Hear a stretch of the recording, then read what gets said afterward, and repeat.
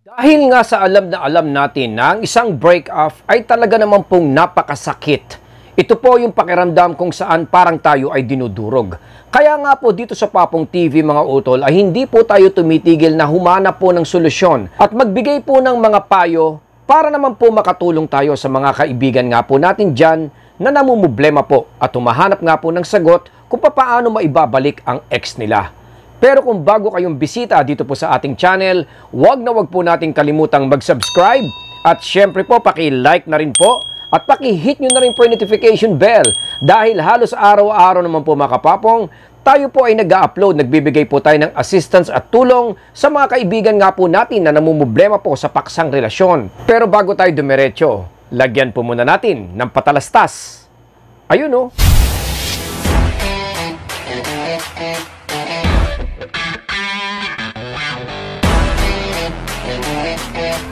Welcome back at nais ko po muna sana mag-invite na paki-like, follow, paki-dalaw naman po tayo sa ating Papong TV Facebook page natin mga utol kung saan tayo po ay naglalagay ng mga latest update at syempre po yung mga magagandang nangyayari po dito po sa ating channel at sa mga nais po tayong makausap sa isang one-on-one coaching yung ating PTV Life Coaching Services mga kapatid ay dito nyo rin po ako pwedeng mapuntahan.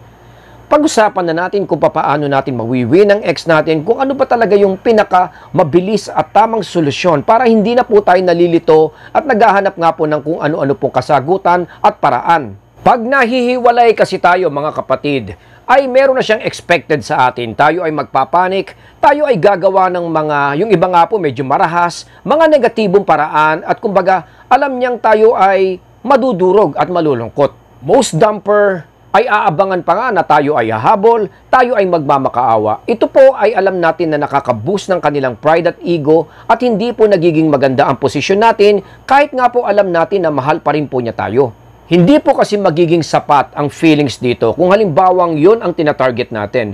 Alam ko kasi kung halimbawang isi-separate ka sa kanya, ay tanging lagi mong iisipin ay mahal pa rin niya ako, mamimiss pa rin niya ako, hahanapin pa rin niya ako at talagang kakailanganin pa rin niya ako mga utol.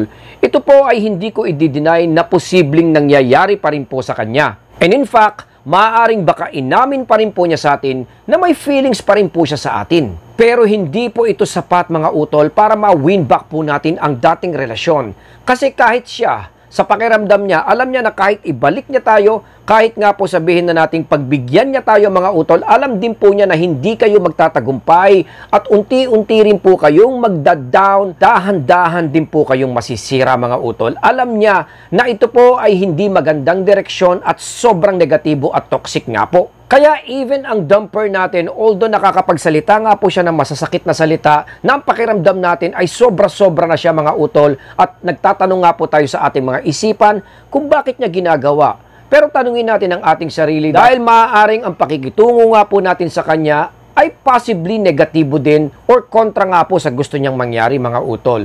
Respeto po kasi ang nawawala dito. Lahat tayo, of course, are entitled sa self-respect. Even ang mga dumper or ex natin, kahit sila ay nakakasakit, alam natin na kailangan po nating ipaubaya sa kanila ito, kailangan po natin sila bigyan ng tinatawag na personal space, at kailangan po nating i-promote at ibigay kagad sa kanya ang respeto. Kaya if you want your ex na bumalik kagad sa iyo mga utol, yung ego natin, yung mga hinanakit natin, yung pain natin, ito po ay napakahirap po mga kapapong.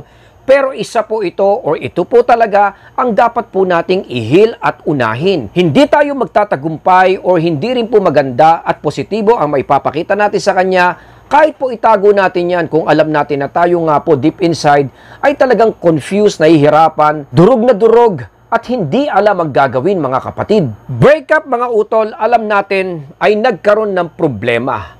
It doesn't matter kung ano ito, basta ito po ay malinaw na hindi maganda. So kung tayo ay patuloy na, let's say, makikiusap sa kanya o pipigilan ng matindi yung gusto niyang mangyari, magpapanik. At talagang ilalabas natin lahat ng sama ng loob natin sa kanya mga utol. So lalo lang po natin sinisira ang problemang ito. Dahil bukod sa problema, alam natin na sa likod ng isip ng ex natin sa kanyang subconscious, nafe-feel din niya na ayusin ito mga utol. Meron din po siyang pakiramdam at ninanais na ayusin ito. Kadalasan kasi sa isang breakup, bago nangyari yung official breakup nyo, alam natin na may mga series pang pinagdaanan ng ex mo. Pinagdaanan po niya, pinag-isipan po niya yan mabuti. Malinaw lang po na kaya nangyari ito, ay binibigyan po niya ng pagkakataon. Gusto po niyang ayusin. Ngayon kung makikita niya na kayo po ay yung kabaliktaran ng ine-expect nga niya, yung kumbaga para bang sobrang negatibo natin, sobrang sira, sobrang pagka-toxic mga utol, pinapakita lang natin na hindi na po tayo manageable at hindi na po niya kayang ayusin. Mapalalaki or mapababae ang ex mo, minahal ka niyan. Nagkaroon siya ng time to care for you. Nagkaroon siya ng pakiramdam to support you mga utol. Ngayon, alam naman po natin na yung magagandang alaala na yan ay still nandyan pa rin po sa mga ex natin. Kaya lang ang pinag-uusapan ngayon ay yung sitwasyon ngayon mga utol. Kaya bakit natin ipapakita lahat ng mga pangit, mga guilt feelings na yan kung alam natin na kailangan merong ayusin at kailangan maisip ng ex mo na kaya pa rin niyang i-fix ang problema kung sakaling ikaw nga po ay babalikan niya or probably bigyan po siya ng idea na kailangan lang magpahinga na in the future ay pwede po nating ayusin at pag-usapan. Ito po mga utol ay hindi po natin pwedeng sabihin na lang sa kanya na, sige, nag-usap na lang tayo pagdating ng araw, hayaan mo, ako'y maghihintay dito kung ready ka na. Hindi po ganun nangyayari at hindi po ganun ang nature, hindi po ganun nagwo-work ang isang breakup mga utol. Kailangan pong irespeto natin yung mga boundaries or let's say standard nga po na gusto niyang mangyari. Kung gagawin po natin yan, naturally ay bigla kang rerespetuhin ng ex mo mga utol. Dahil makikita niya na ikaw ay nagpaubaya. Ito po ay isang susi at magandang gamot kung gusto mong ayusin ang posisyon mo sa ex mo.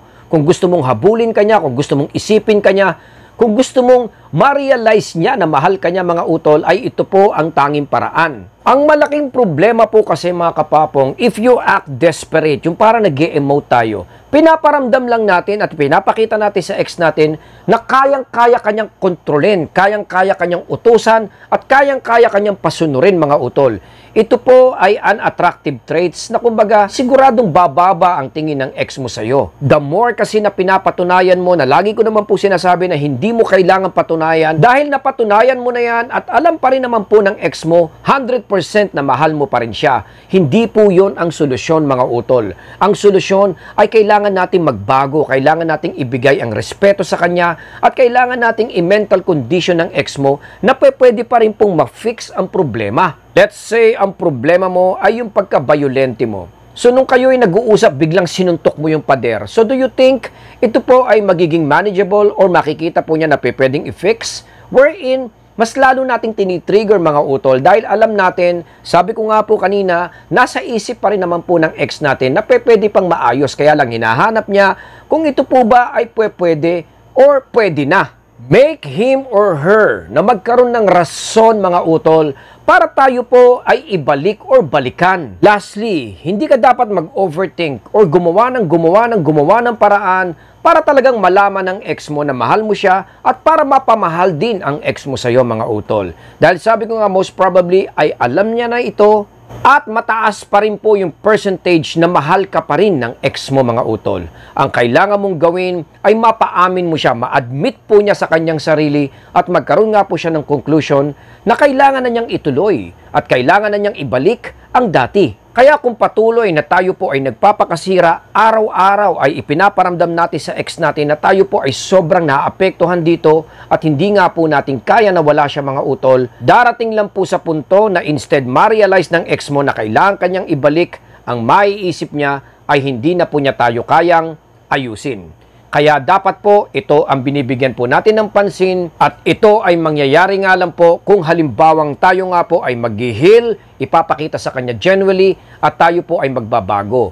Ipasok po natin ang inspirasyon.